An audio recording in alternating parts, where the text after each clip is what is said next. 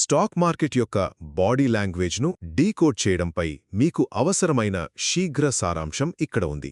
మార్కెట్లో నిజంగా సక్సెస్ అవ్వాలంటే కేవలం కంటికి కనిపించే చార్ట్లను గుడ్డిగా నమ్మేయకుండా ఆ నంబర్స్ వెనుక దాగి ఉన్న అసలు ఉద్దేశాన్ని అర్థం చేసుకోవడం చాలా ముఖ్యం.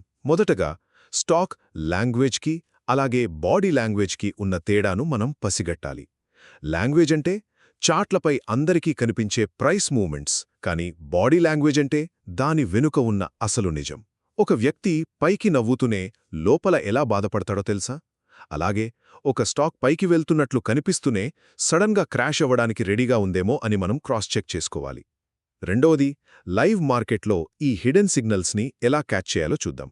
ఫర్ ఎగ్జాంపుల్, ఒక స్టాక్ మంచి రేంజ్ బ్రేకౌట్ ఇచ్చి ముందుకు కదలకుండా అక్కడే ఆగిపోతే జాగ్రత్త, అది వెంటనే కిందకు పడిపోయే ఫేక్ బ్రేకౌట్ కావచ్చు.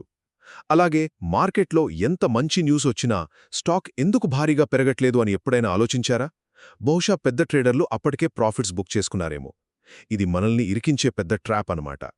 అదే బ్యాడ్ న్యూస్ వచ్చినా స్టాక్ కిందకి పడట్లేదంటే అందులో స్ట్రాంగ్ బలముందని అర్థం. చివరగా ఈ బాడీ లాంగ్వేజ్ను అర్థం చేసుకోవడానికి ఎలాంటి షార్ట్కట్స్ లేవండి. ఏ పుస్తకంలోనూ చదివితేనో లేదా ఎవరైనా చెప్తేనో ఈ స్కిల్ రాదు. మనం మార్కెట్లో టైం స్పెండ్ చేస్తూ ఏ న్యూస్కి స్టాక్ ఎలా రియాక్ట్ అవుతుందో గమనిస్తేనే మన బ్రెయిన్ ఆ ప్యాటర్న్స్ను ఆటోమేటిక్గా రికార్డ్ చేసుకుంటుంది.